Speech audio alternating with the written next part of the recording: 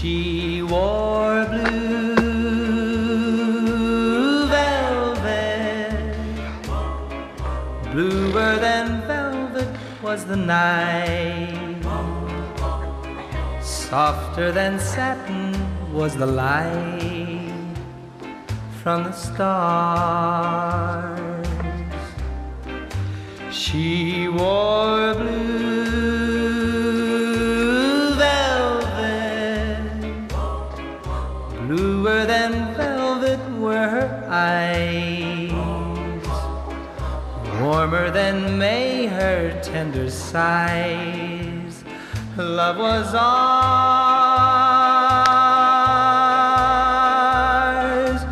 ours, love I held tightly, feeling the rapture grow, like a flame burning brightly. But when she left, gone was the glow of blue velvet. But in my heart there'll always be precious and warm a memory through the years, and I still can see blue velvet through my tears. She wore blue velvet, but in my heart there'll always be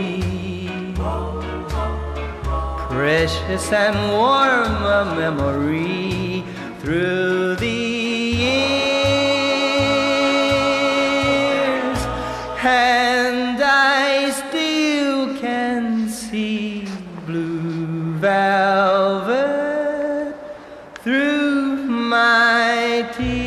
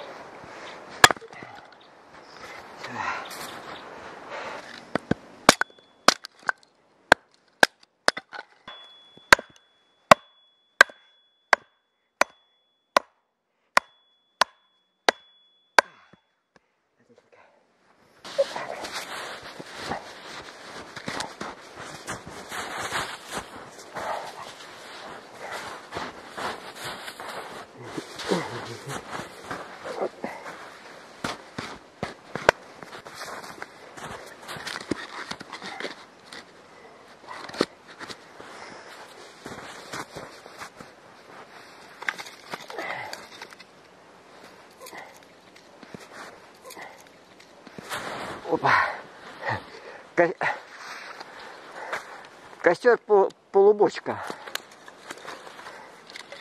Полубочка, полубочка. Полубочка. Полубочка. Вот.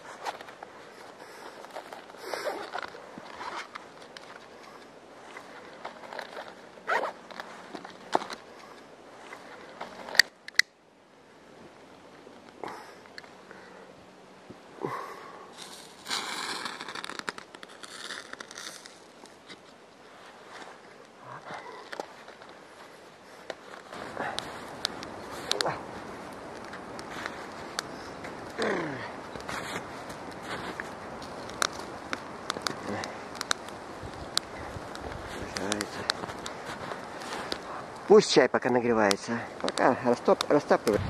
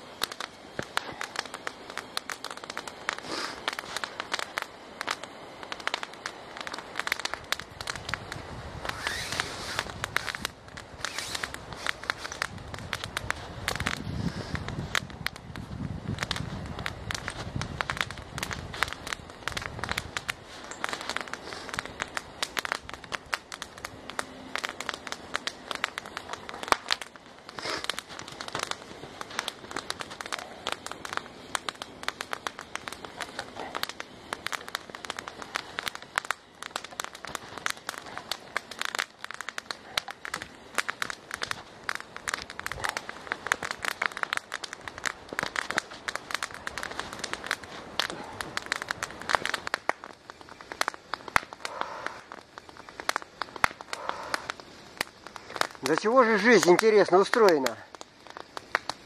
Недавно, только еще был дома, а вот совсем недавно пилил дрова, и вот уже уже сижу на кресле, возле костра греюсь. Костер жаркий, полубочка, жаркий костер, вообще.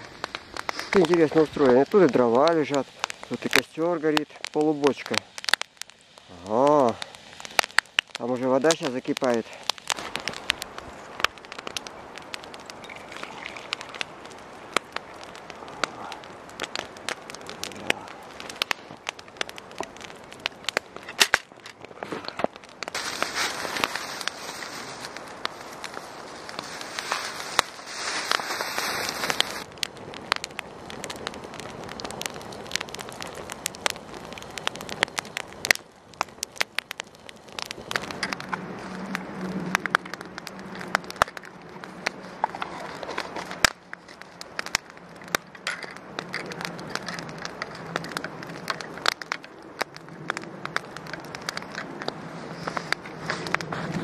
Ветер крутит, меняется, то на меня, то от меня. На улице +1 градус. Вот угораздило сегодня.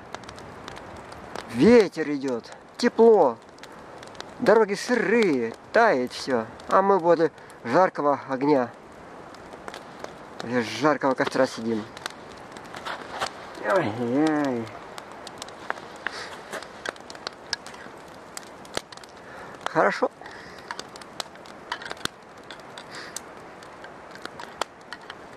Такой горячий чай. О, как классно. У меня туда еще угольки нападали от костра. Теперь чай с дымком.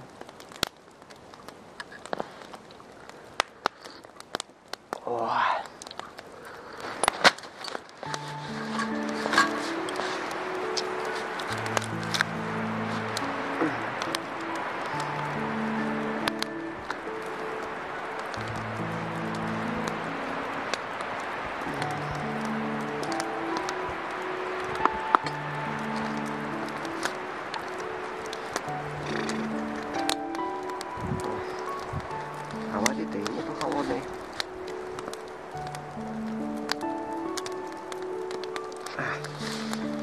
Воды холодной нету.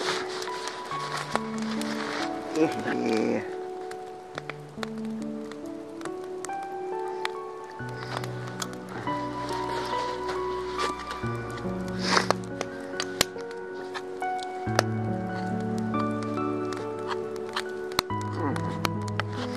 Такое мало воды. Как мало воды. Или мало воды, или много муки. Одно из двух. Ладно.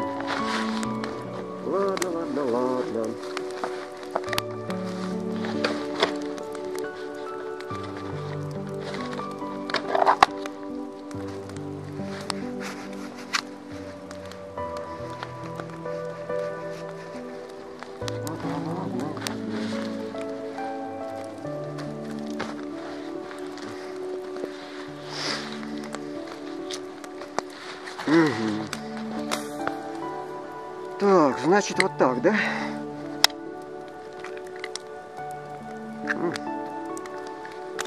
Классно.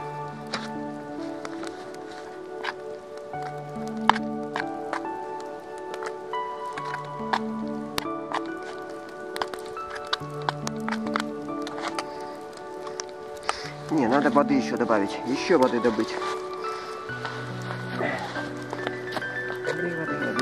Воды добыть.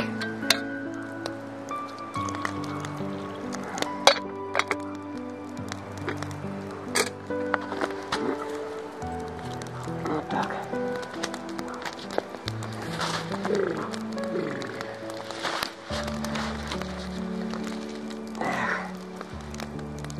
Воды добудем.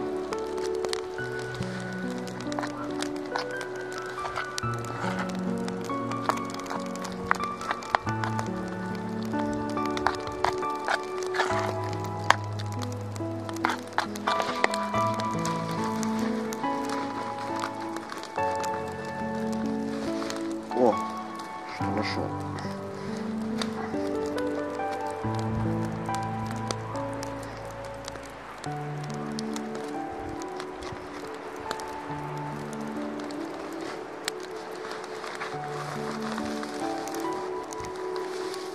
Ай.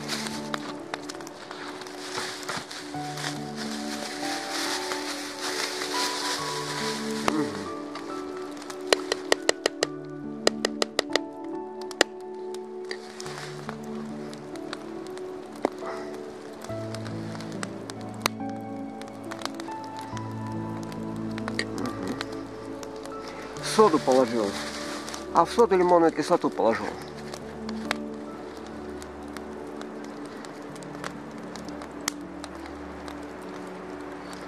О, как раньше делали.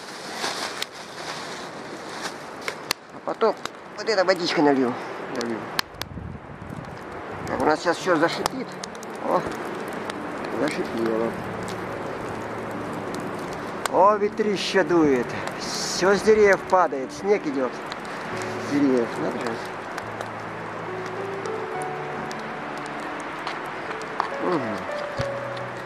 О, надо еще соль посолить. Если я взял соль.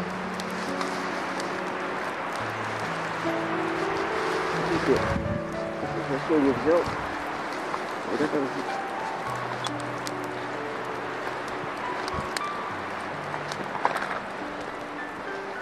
О, взял соль, оказывается. Так, достаточно.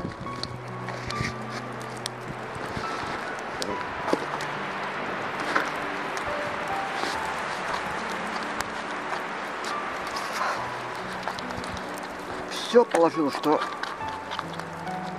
люди советовали. Даже еще больше положу.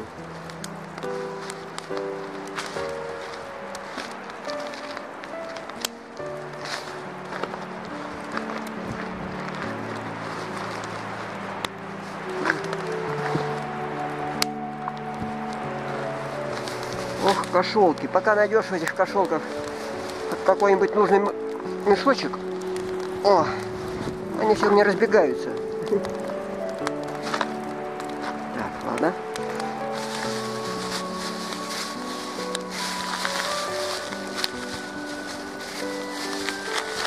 здесь у нас? Не знаю, сливки, по-моему.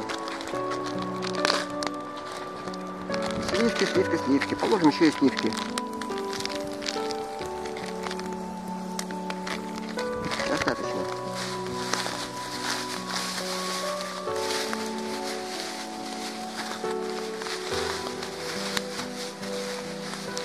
С этими продуктами я стал мешочник.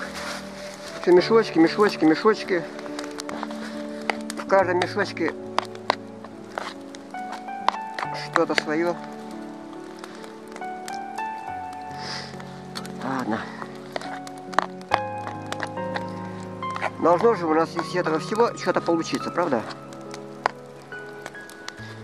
Ай, только размешать, говорят, еще хорошо надо.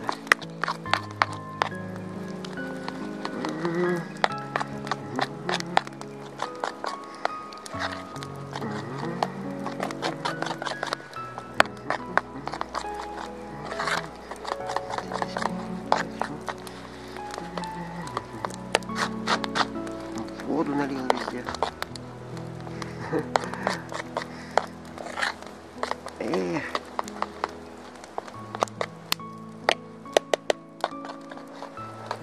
Интересно, получится блины из этого дела или нет?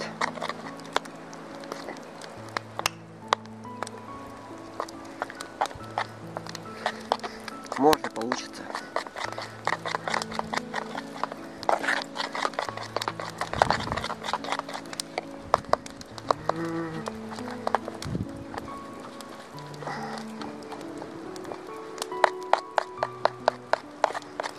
Солнышко вышло, здорово так.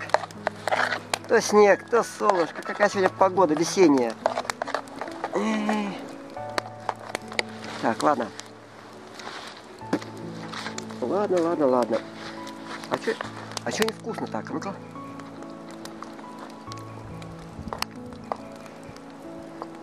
Как-то невкусно. Ну ладно.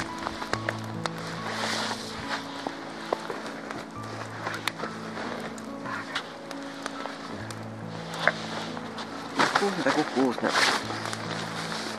Вкусно, вкусно. Вкусно, значит невкусно. Ох, жар идет, а?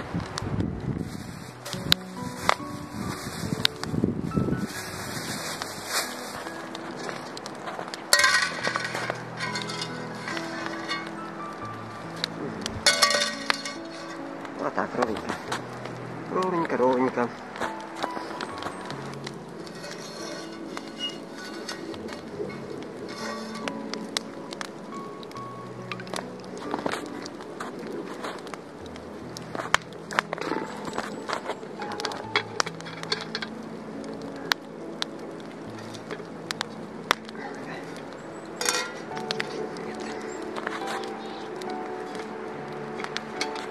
Травишки предложить, наверное.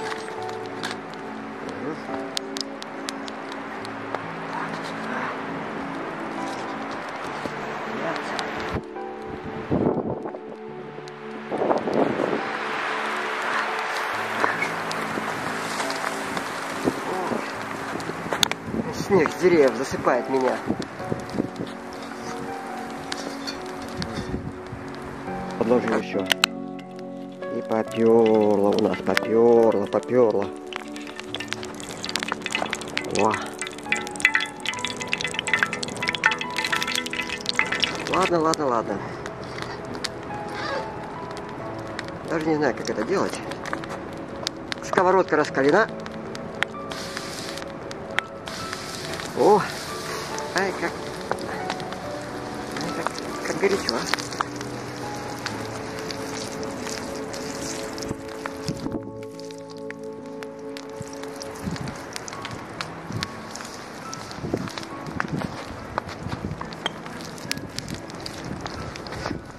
А у меня и палка нет, переворачивать.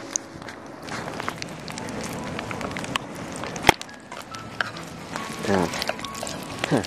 Одной рукой-то неудобно. Ладно. Ну что? Ай.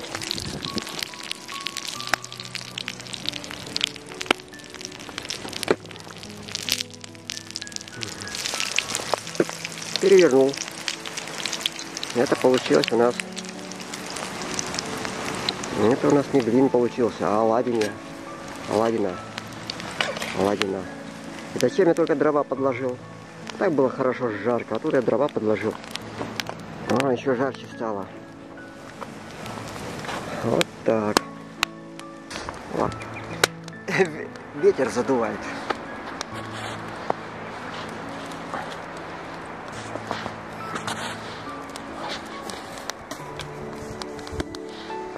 Не стал пока второй блин делать, потому что первый получился. Большой и толстый вот такой.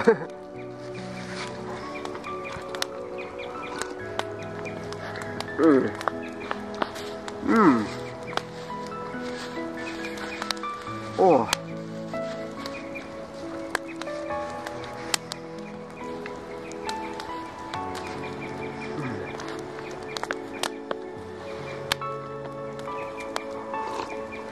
Теста наготовил много, а одного блина достаточно, чтобы наесться получилось. Даже не знаю, придется домой тесто нести.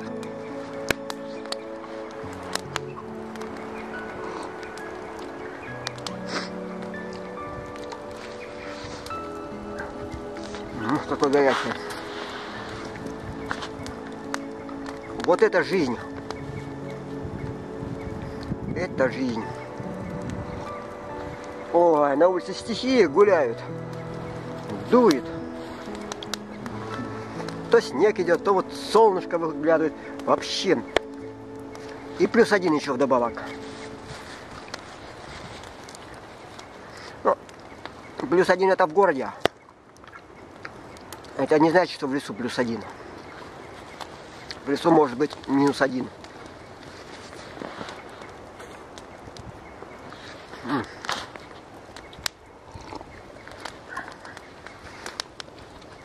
О.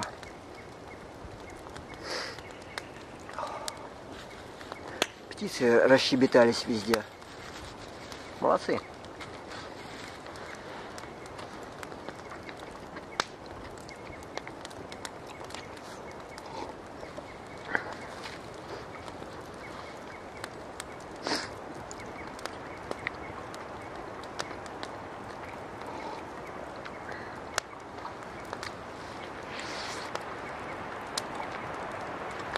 Вкуснятина.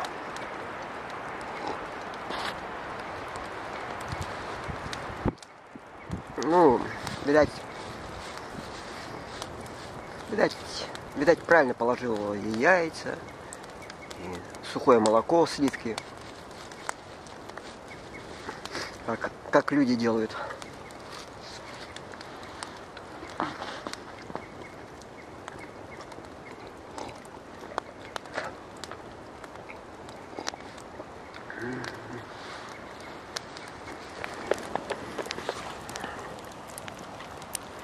О, у нас как она. Какие тоненькие бревнышки стали. Прогорели. А это я подложил. Бревна.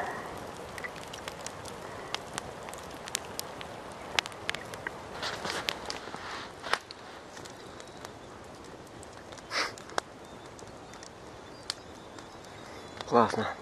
Поели. Одного блина хватило. Уже неохота второй делать. Не то, что неохота. Просто уже я его не съем. Может, позже.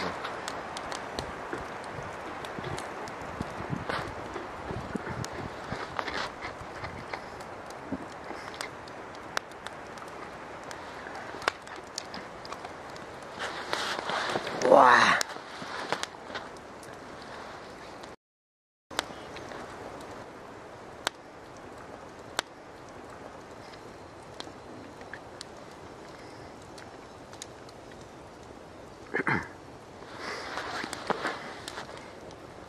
Когда-то с друзьями ходили в горах, в горы ходили. Снег падает. Надо поближе, наверное, поставить камеру.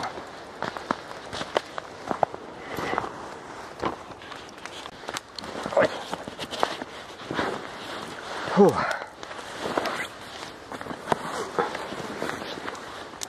Везде тепло. И сидеть тепло, и костер греет, аж до сюда достает.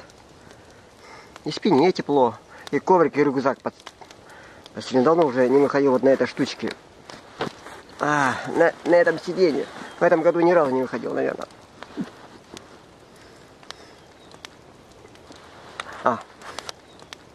О, я же рассказываю, забыл. Это... Мы с друзьями ходили в горы когда-то, в 2005 году, в горах Полярного Урала, вот, в район Устинских озер. Туда ходили, далеко ходили, пешком ходили. И был вот такой интересный случай. Не помню, на какой-то уже, на какой-то день похода. Рюкзаки у нас были, конечно, не из легких, я бы сказал, потому что все на себе всегда тащили: палатку, печку. Вот. Целый день что-то моросил дождик. Моросил. Мы в плащах шли. Потом под вечер уже солнце вышло. Небо развеялось. Горы видно были, горы стали видны. Горы Урала, Полярного Урала. Вот, впереди радуга была. Небольшая такая радуга, хоть и дорога как раз под ней проходила, по которой мы шли, горные дороги. Вот. Мы как бы прошли именно под радугой. Конечно, радуга отодвигалась, но мы считаем, под радугой прошли. Вот. И там где-то уже возле ручья поставили палатку. Палатка у нас была, не помню какая, типа ангара или полукруглая, самодельная.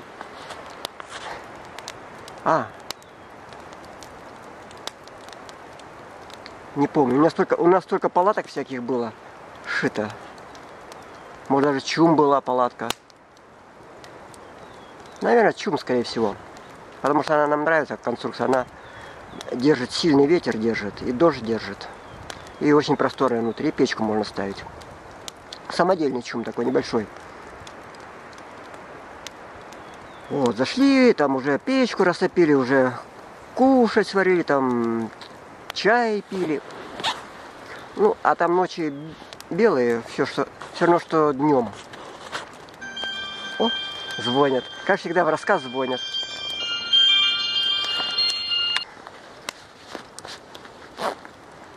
Что-то я не пойму, темные или светлые. Мои темненькие. Надо посветлее меня сделать.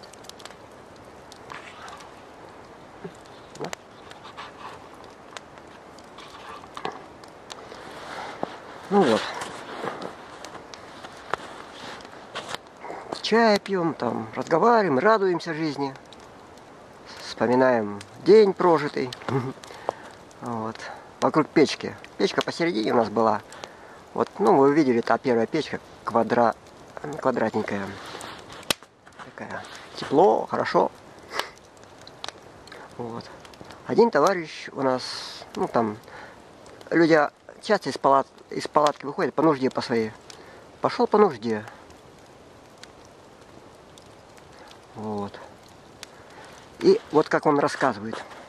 Вышел, он кустиком видит вокруг палатки такой плотный туман. Вообще на расстоянии, наверное, двух метров ничего не видно. Или ну, после дождя, или это облако спустилось на нас. Вот. Он стоит возле куста. И вдруг на расстоянии вытянутой руки появляется потихоньку, появляется вот такая чмокающий пятачок. Чмок, чмок, чмок. Усики, дырочки. Вот. Потом такие огромные глаза выходят. А тело-то не видно в тумане. И такие огромные рога. Вот. И они встретились взглядом. И так поразились друг к другу. Они смотрели, наверное, минут 5 друг на друга. Вот. Я представляю, какая картина была у них. Вообще сказочная. Туман, ничего не видно. Из тумана выходит голова. И человек стоит, смотрит на все это дело. Он сказал, что онемел, даже дар речи потерял. Потом голова ушла в туман и пошла. Видно, там вдалеке был контур оленя. Это был олень. Приходил большой олень, приходил.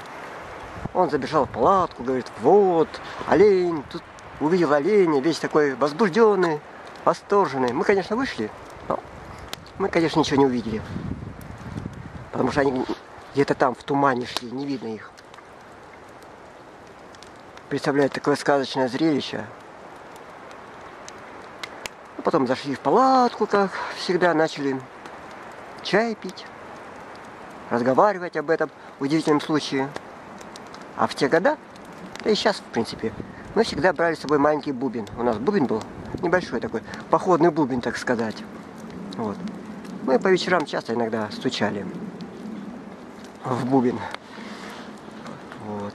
Ну, после разговора мы так немножко расслабились, там, взяли бубен и стали стучать в бубен колотушечкой. Небольшой бубен, по-моему, из кожи коровы сделанный был. Наверное, скорее всего так. Вот. Стучали. У кого-то была дудочка, вот играл, у кого-то варган был, у кого-то колокольчики были. Вот.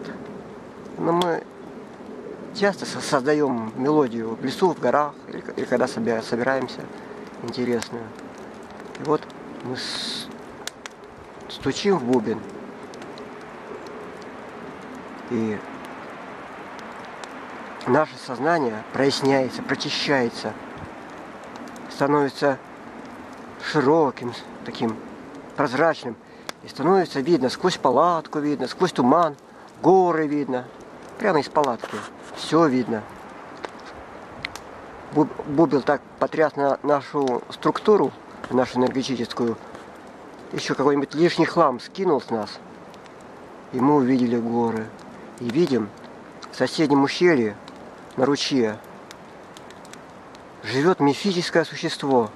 Огромное-огромное, метров 100 длиной и высотой на метров 20-30. Он похож на крокодила. Крокодила-динозавра. На динозавра и на крокодила похож одновременно. Просто живет в долине в этой. Вот. Длинный хвост, если у него. Вот эти, как они называются? Какие-то острые, как у крокодила, острые, панцировидные. Не знаю. Шкура такая, короче говоря. Вот. И в тот момент, когда мы его увидели, этого мифического существа, наше сознание увидело. И он увидел нас. Он повернулся и стал на нас смотреть, так удивленно. И мы его видим, и он нас видит.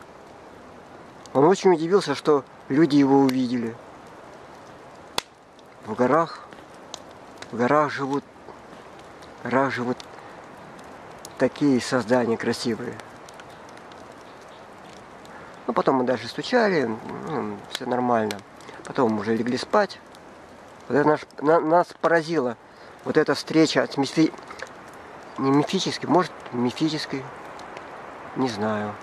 Ну вот такие, какой-то дух или житель данного ущелья вот просто жил. Удивительно. Огромного размера. Все видно. И складкой структуры видно, и как его, роговые наросты были видны, по бокам торчали. И, ну, на крокодила было похоже, если просто говорить. Вот. Потом еще один случай в это же время у нас в горах был. Мы проходили, где-то надо было переходить одну долину, вот, с одной гряды гор в другую гряду гор. И между ними было болото. Хотя в горах болота-то они не глубокие, но это какое-то болото было аж торфяное. И огромные окна были. Такие черные воды под ним. Ну, страшно, конечно, было. Но у нас есть смелый человек, лесник, такой прожженный лесник. Он сказал: не бойтесь, ребята, я вас проведу через это болото. Ну, конечно, доверились ему. Он знал проход в болото. А так бы мы даже и не сунулись. Вот. Мы только вступили на болото. А болото оно прямо как наш северный. Оно даже немножко тряслось. Вот ходило немножко ходуном. Значит, там или озеро было, или что-то. Вот. И вдруг прямо посреди болота выскакивает огромная-огромная змея. Мифологическая змея, мифическая змея. Полупрозрачная. Такая. И встала, вот так встала. Метров, наверное, 50. Огромное-огромное такое, как ее тело было. Встала и на нас смотрит. Ужас, жуть. Ой. На змее батарейка села. Выключилась камера.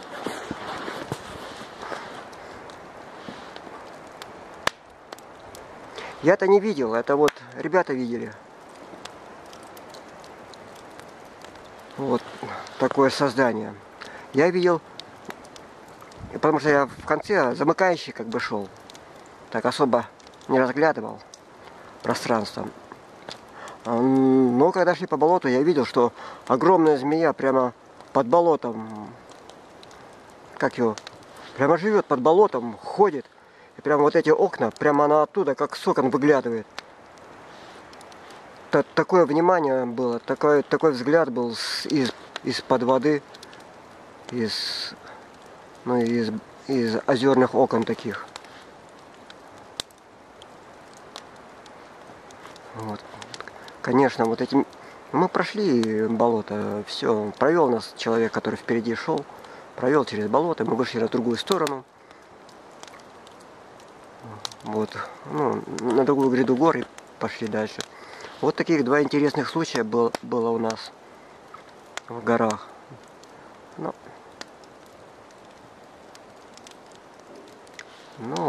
вот так. Это, конечно, помогает объединенное сознание, когда мы объединяемся. И еще когда инструменты у нас есть, там бубен или еще какие-нибудь инструменты, которые способны чешую, не чешую, шелуху, вот эту шелуху обыденности, шелуху серые кусочки содрать с нас, вот, сбить. Особенно бубен хорошо помогает, он прямо скидывает, сдирает это всю наслоение, которое мешает видеть реальный мир, видеть за пределами обычного взгляда.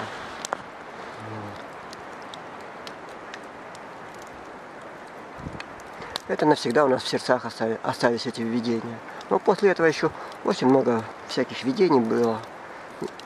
Этих всяких жителей леса, тайги, гор. Вот. Но это было очень огромные существа. Крокодил и змея. Странно, это не важно, что кто-нибудь верит, не верит, это какая разница. Лучше этому не верить, потому что все равно этого не увидеть. А мы знаем, что это есть, то, что мы видели, в то мы и верим.